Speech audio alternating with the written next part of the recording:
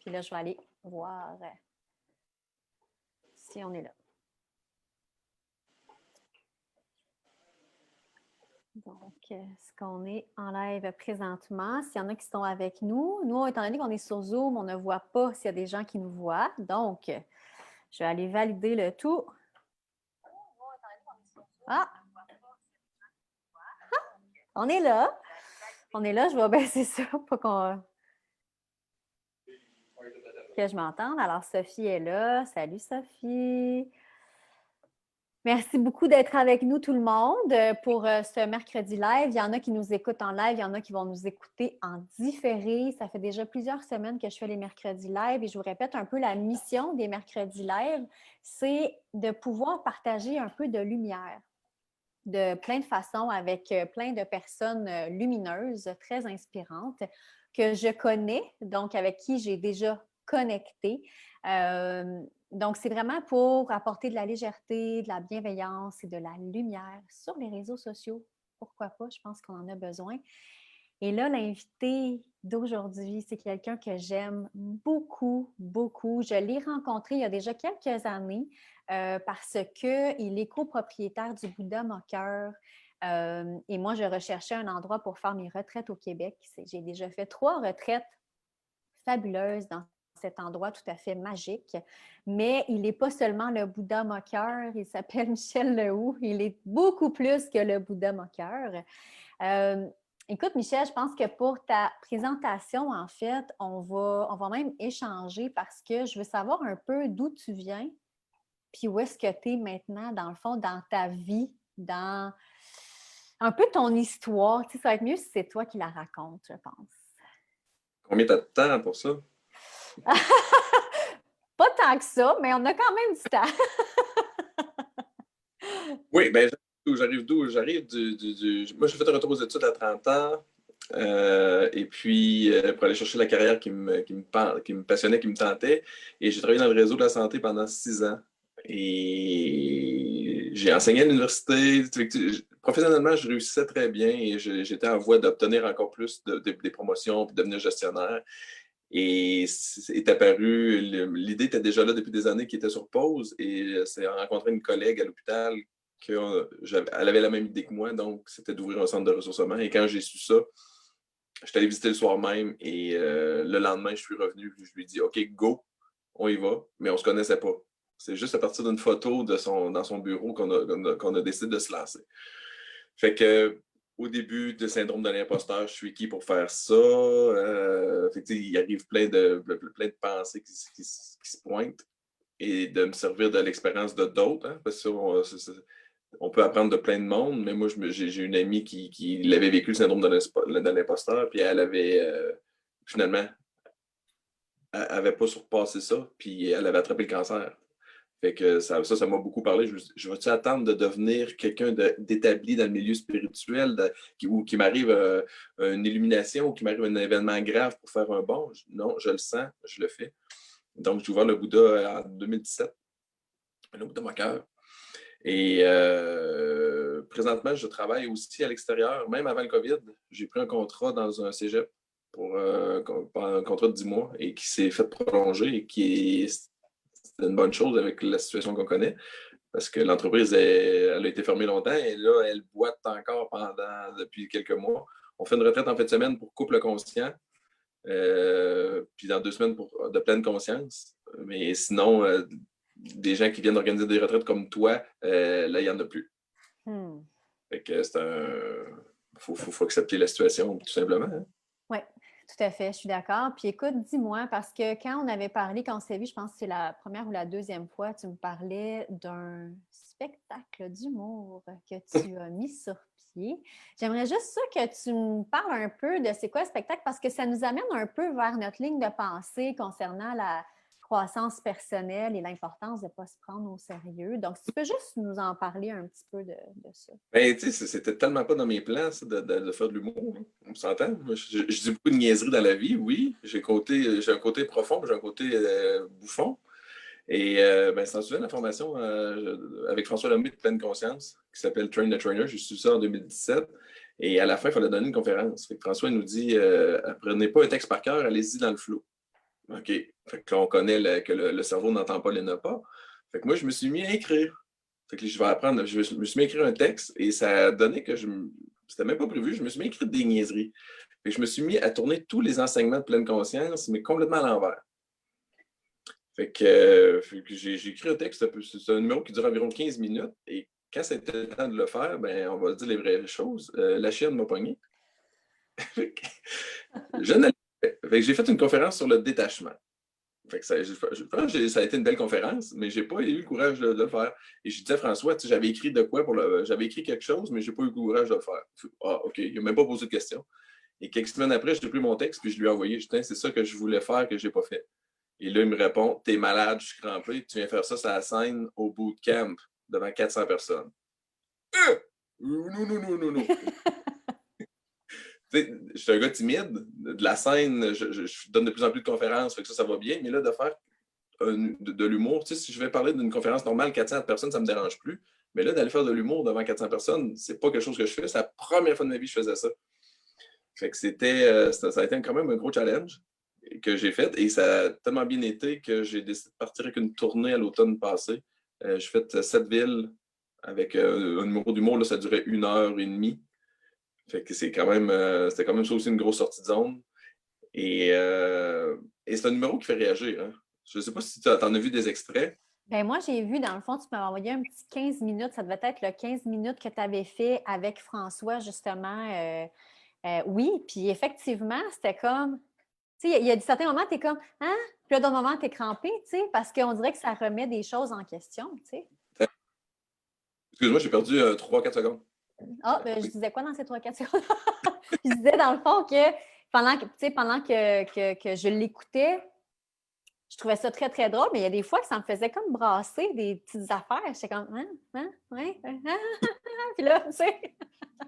Ben, c'est un sujet qui est quand même assez délicat parce que c'est l'histoire, je vais quand même l'expliquer, c'est l'histoire d'un gars qui est joué par moi, que sa blonde, elle commence à faire du développement personnel, elle s'intéresse à ça, puis elle commence à triper, puis à découvrir plein de choses de le fun. Mais lui, il en a rien à foutre.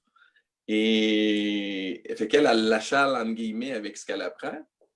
Et lui, ben, il est complètement fermé, mais il enregistre quand même tout ce qu'elle dit. Sauf qu'à un moment donné, c'est que ce qu'il enregistre, c'est pas pour l'intégrer, c'est pour le remettre d'en face à sa blonde. Fait que c'est ça le numéro. Fait qu'en gros, c'est qu'il est infidèle, puis ben, au lieu de prendre sa responsabilité par rapport à son infidélité, il remet d'en face à sa blonde ses enseignements de pleine conscience, là, il ressort les accords Toltec, Oui, t'es oui, oui. ta vie. Fait que, il remet d'en face tous les enseignements qu'elle lui dit, mais lui, il les intègre pas du tout.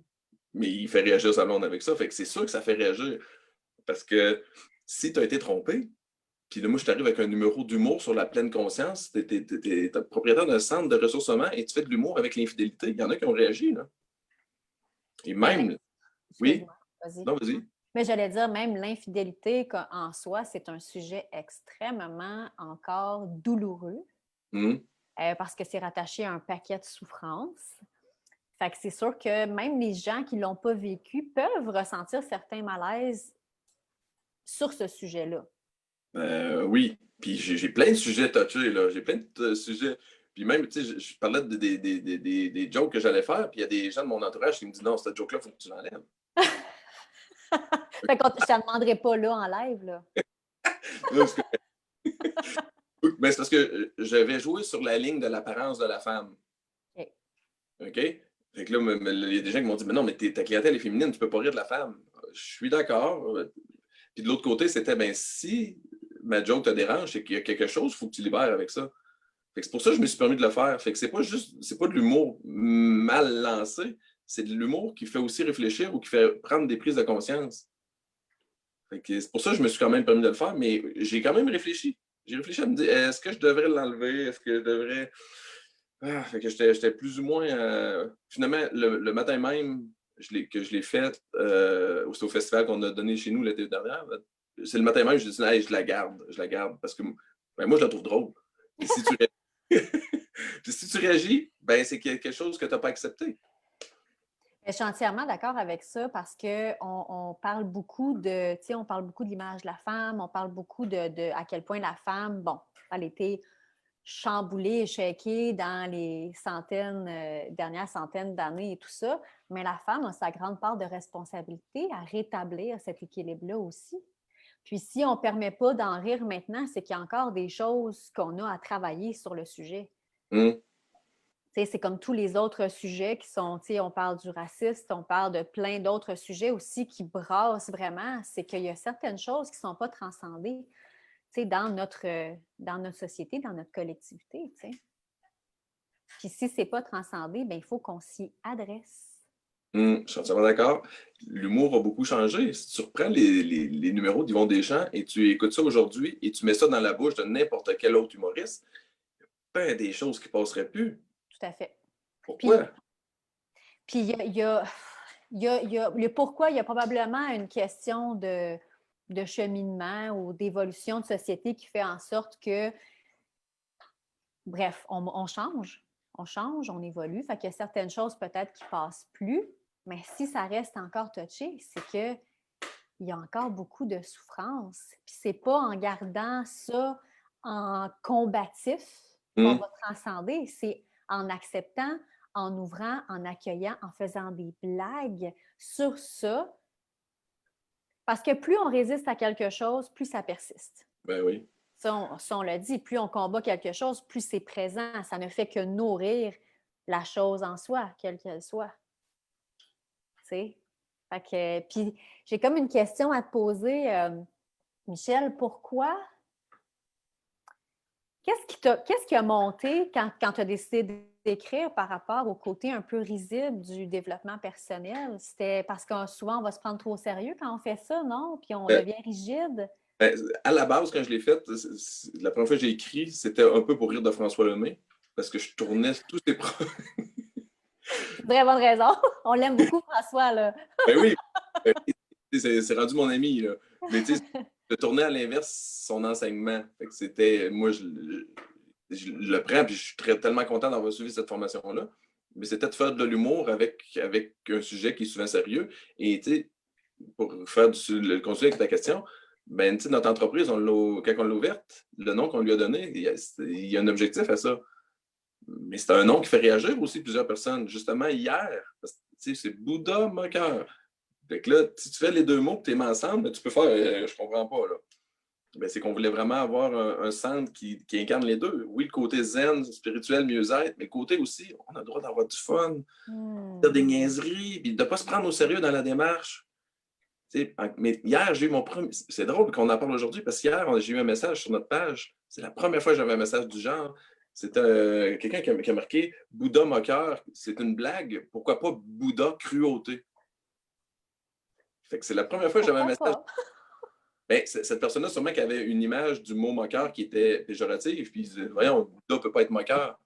Bon, mais fait que là, j'ai répondu de quoi on va dire, c'est ça, c'est pour incarner les deux volets. C'est oui, on peut être zen, on peut regarder pour être une meilleure personne, mais on peut-tu se foutre la paix des fois puis juste avoir du fun? J'adore ça. Puis moi, tu sais quoi, avant de te rencontrer, c'est le titre, moi, qui m'a interpellée. Parce que ça apportait justement de la légèreté à tout le domaine de la spiritualité et du développement personnel. C'est comme si dès qu'on s'intéresse à la spiritualité ou le développement personnel, là, on devient l'ego, aime beaucoup à croire, qui doit devenir très sérieux, très engagé, très impliqué. Puis là, tout ce qui est superficiel, tout ce qui ne cadre pas avec ça, ben c'est non, du revers de la main, moi j'avance vers la lumière et c'est tout ce qui existe. Puis c'est pas ça la réalité, en fait. Et moi, ça me permettait de. Si je me pars d'entreprise, il faut que je sois moi-même. Oui, je veux un centre de ressources humaines, mais le côté moqueur, il est tellement fort en moi que si je me dois d'être un maître spirituel, si je me dois d'être un exemple de sagesse, de méditation, de zénitude, de lâcher prise, non, non, non, non, non. On est tous humains, puis pas parce que tu as un centre de ressources humaines que tu es plus avancé ou que tu es mieux que les autres. Des niaiseries, j'en fais, j'en dis, des erreurs ou expériences. J'en fais, j'en dis. Fait que je me donne le droit d'être imparfait dans ça. Tu comprends? Parce que je l'ai eu, ces pensées-là, je les ai eues parce que il y avait une retraite chez nous, là, ça fait une couple d'années, puis il y a une personne qui me demande mon cheminement. Fait que j'explique un peu par où je passe. J'ai parti une entreprise de peu importe. Et j'explique ce que je fais, puis il y a un participant qui me dit non, non, mais l'entreprise que tu as parti, l'entreprise que tu parles, c'est une entreprise de telle région qui l'a partie. J'ai vu un reportage la semaine dernière. Hein? Fait que je vais voir l'émission. Fait que là, je suis en ma résidence. Fait que je veux pas voir l'émission. Et tu peux aller le voir, c'est sur Internet. C'est une émission à la semaine verte. Fait que je dis non, non, je veux pas le voir. Fait que OK. Fait que là, je me regarde. Moi, je veux me libérer. Je veux pas réagir. Fait que je vais aller la voir, l'émission. Fait que je vais voir l'émission, puis la personne qui a acheté mon entreprise laisse voir que c'est lui qui a eu l'idée. Fait que là, il me fait réagir. Il me fait réagir parce que mon injustice, que c'est lui qui se donne l'idée. Mais là, je réagis. Première réaction. Puis après ça, je me regarde, je dis hey, t'es rendu avec un centre de ressources humaines, t'es en pleine conscience, tu te fous complètement, tu devrais te foutre de ce qu'il fait, de ce qu'il dit. Fait que là, j'ai réagi d'avoir réagi. Oh! On peut, tu sais, on a le droit d'avoir des réactions aussi. Souvent, on veut être parfait. Non, moi, je suis zen, les propos des autres, ça ne me dérange pas, je suis rendu au-dessus de tout ça. Ben, la réalité, c'est que ça nous dérange encore moins fort, moins longtemps, mais il faut quand même se permettre d'avoir ces réactions-là. Ah, je suis tellement d'accord, puis c'est tellement bien dit parce qu'en fait, quand on éveille notre conscience, c'est pas de devenir sérieux et de devenir parfait, c'est tout simplement qu'on va identifier justement. Tu as fait ton cheminement d'identification à l'ego, mettons, ben là, je réagis parce que là, tu sais, je ressens l'injustice, mais ça, c'est la petite voix à l'intérieur. Juste de l'identifier, ça fait partie du cheminement, mais ça ne veut pas dire que tu ne te sens pas bien, puis que tu n'es pas irrité, puis que tu n'es pas frustré non plus. On est humain. C'est qu'on dirait qu'on n'accepte plus quand on fait de la croissance personnelle de vivre avec ça, tu sais, même la pleine conscience. C'est pas ça la pleine conscience. La pleine conscience, c'est d'accueillir tout ce qui est colère, frustration, ego, Mm-hmm. de l'identifier, tu sais, de se détacher, mais de l'identifier. Il est présent, il est là, il est en moi, mais il n'est plus moi. Ou moi, je ne suis plus lui à 100%. Donc, c'est là que ça fait une différence dans notre vie ou dans notre perception, comment on approche le monde. Mm. Tu Et puis, il y a un point qui est important que je vais conduire ce que tu dis. C'est au début, tu m'as présenté comme Bouddha moqueur et que je ne suis pas uniquement le Bouddha moqueur. Mais ça, là, ça a tellement été un travail pour moi qu'il a fallu que je me détache de cette étiquette-là. Mm. À un moment donné, je me prenais dans des événements, puis le Bouddha moqueur, c'était moi. Mm-hmm. Au lieu de marquer mon nom sur le petit carton, j'ai déjà marqué Bouddha moqueur. Puis il y a un de mes amis qui me fait prendre conscience, il dit ah ouais, t'es le Bouddha moqueur. Ça fait oh. Fait que j'étais tellement identifié à ça que j'ai appris à me détacher du Bouddha et à me désidentifier. Fait que le Bouddha moqueur, c'est un centre de ressourcement que les gens viennent. Mais moi, c'est Michel. C'est un volet qui me parle. J'aime avoir les deux côtés, mais je ne suis pas le Bouddha moqueur. Non. Il a Ben, tu fallu. parles. Excuse-moi. Non, vas-y. J'aime bien ça discuter avec toi. Oui. En fait, c'est que, tu sais, on t'a parlé d'identification. Donc, c'est l'identification à la forme. Puis, on est beaucoup là-dedans quand on travaille l'ouverture des consciences.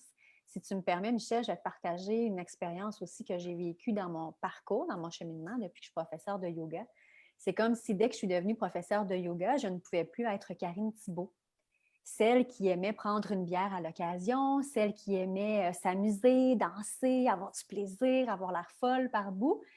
Et là, à un moment donné, j'ai trouvé qu'il n'y avait pas d'équilibre parce que c'était pas moi. C'est moi de prendre soin de moi, d'inspirer les gens, de faire du yoga, de faire mon cheminement à travers le yoga, mais pas uniquement à travers le yoga. Et là, j'ai décidé de créer les Brou Yoga. C'est pas mon idée, mais c'était de faire une pratique de yoga en pleine conscience, en dégustant de la bière de microbrasserie. Et je peux te dire que ça a fait réagir, mon cher, comme le Bouddha qui se moque. Parce que c'était comme Karine qui se moque de la pratique du yoga, qui doit tellement être sérieuse, qui doit être sérieuse. Mm. Puis on prend ça très, très, très au sérieux, comme tout autre aspect ou toute autre méthode de développement personnel, ça devient tellement sérieux qu'il n'y a plus de fun. Ouais. Souvent, on se dénature parce qu'on veut tellement aller au standard de ce qu'on pense qu'on devrait être ou devrait faire quand on fait de la croissance personnelle, que là, moi, j'étais en constante dualité entre moi-même et entre Karen Yoga. Donc, ça fait beaucoup de sens et je pense qu'on n'est pas les seuls à vivre ça dans notre collectivité. Tu m'avais parlé de ça quand tu étais venu chez nous l'année passée, je pense, de ton yoga brew, puis j'avais trouvé ton idée géniale. Et j'en avais parlé à des gens, puis je me souviens qu'il y a des gens qui avaient eu la réaction. Ils disaient, voyons, on peut mettre du yoga. Ben, pourquoi tu peux pas? Tu peux être en pleine conscience, déguster une bière, puis de la savourer, puis d'être présent dans l'expérience au travers de d'autres choses.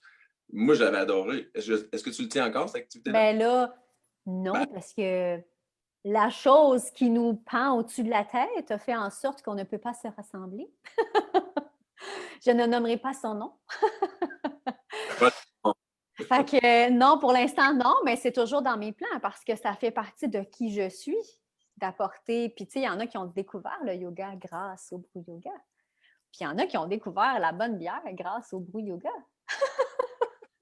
Fait que, écoute, est-ce que tu me permets d'aller voir s'il y a des questions, s'il y a des commentaires sur notre live? Oui. Ah, tu sais, Brigitte a dit, mon Dieu, c'est mon couple, ça. Sûrement ce que tu parlais de la femme qui fait du développement personnel, puis l'homme qui est là. Ouais. Sophie qui était venue à une. Excuse, vas-y. Non, vas-y, Sophie. Sophie était venue à une retraite avec moi au bout de mon cœur. Elle a dit, il me semble qu'il me disait quelque chose, lui. Eh oui, Sophie, c'est Michel. Donc, c'est bon, il n'y a pas de questions spécifiques. Oui, pour revenir au premier commentaire, c'était qui? C'était Brigitte qui pourra avec son couple. Ah, son chum. Ben oui, tu sais, en écrivant ça, c'est que je vois tellement de personnes, de femmes qui viennent au Bouddha Moqueur et qui ont des frustrations parce que leurs chums ne sont pas intéressés par ce qu'elles font, parce que le chum n'est pas dans la conscience, puis les femmes sont en résistance, puis bon, ils voudraient bien avoir un gars, puis tu sais, j'ai des amis de filles, des gars comme toi, il y en a pas beaucoup. Eh oui, il y en a plein. Puis il y en a, moi, j'ai plein de mes amis là, qui sont, je ne suis pas unique. Là. Et puis, mais j'ai vu aussi des femmes qui arrivaient et disaient non, mais moi, mon chum, ça ne l'intéresse pas, mais il me respecte, il me laisse aller, il me laisse faire. Lui, il fait les siennes, puis après ça, on se retrouve et on repartage ce qu'on a vécu. Tu n'es pas obligé d'avoir un chum qui est dans la conscience ou qui est dans le cheminement personnel. Moi, là, à un moment donné, là, j'ai une blonde, ça fait presque un an, là, mais j'ai été célibataire longtemps. Et je voulais une personne qui était dans la conscience. Puis là, à un moment donné, je fais pourquoi? Si je rencontre une personne qui est juste heureuse, joyeuse, lumineuse, puis qui resplendit, yes sir. Ça, c'est pas c'est quoi un chakra. C'est vraiment important. Si elle est resplendissante et qu'elle est épanouie, est-ce que c'est important qu'elle ait les informations théoriques derrière? Donc, c'est là que j'ai fait OK, c'est beau. Quelqu'un juste qui est resplendissante et qui est épanoui, génial. Puis là, ben, finalement, j'ai rencontré quelqu'un qui est dans la conscience.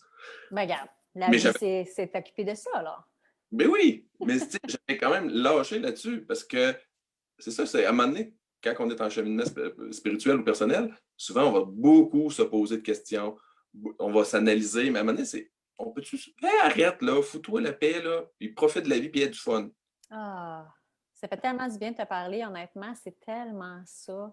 Tellement ça. Puis moi, je reviens au mot respect parce que quand on veut imposer à la personne qui partage notre vie nos mêmes façons de penser, nos mêmes comportements ou nos mêmes intérêts, ce n'est pas de respecter l'autre non plus.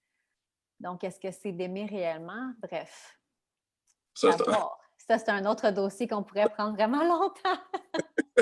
Mais tout ça pour dire que c'est super intéressant. Puis merci tellement d'avoir accepté mon invitation. L'invitation, ça fait tellement plaisir. Ah, c'était léger, c'était agréable. Ça a été un partage très enrichissant.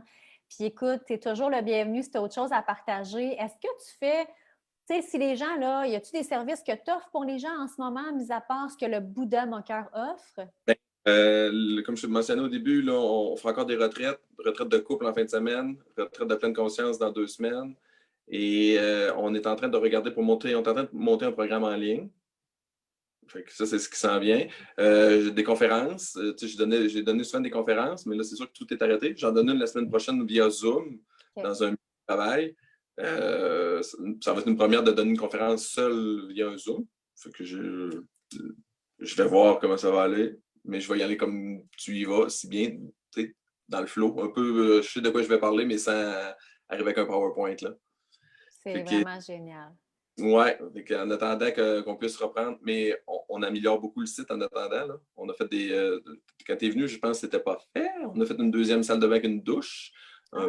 fait des ponts partout, des sentiers, un nouveau patio, un patio dans le bois. Fait qu'on profite du temps d'arrêt pour améliorer l'expérience, mais que ça reprenne de plus belle. C'est une excellente idée. Puis mettons, moi, je veux avoir des informations sur toi, sur tes services sur le Bouddha. C'est quoi la meilleure façon pour te rejoindre? Ben, il y a le site, bouddhamoqueur.com, courriel qui est info@bouddhamoqueur.com. Sinon, ben là, il y a Marie-Josée qui nous donne un grand coup de main, c'est elle qui va répondre au téléphone aussi. Mais si vous avez des questions plus personnelles, ben, vous pouvez m'écrire via mon Messenger, via mon Facebook. Là, je me déplace parce que tu n'entendais pas, mais mon chien criait. Ah non, entendu. Pendant que tu donnais, non, je me suis mis sur mute. C'est ça la beauté du Zoom aussi, c'est qu'on peut muter. On peut se muter. Là, ça me donne un coup, hein, avec ton Zoom. Oui, je vais faire un tutoriel. Alors là, avant qu'on se laisse, je veux vraiment prendre le temps de te remercier sincèrement avec tout mon cœur pour ta présence. Puis, espérant pouvoir aller te voir et retourner au Bouddha Moqueur très prochainement. Je te souhaite vraiment beaucoup, beaucoup de succès et beaucoup de bonheur dans tout ce que tu entreprends. T'es fine. Merci de l'invitation. Ça fait plaisir. Je te donne un gros bisou virtuel. Oui, merci. Je te dis à bientôt, Michel. Oui, à bientôt. Bye tout le monde. Bye.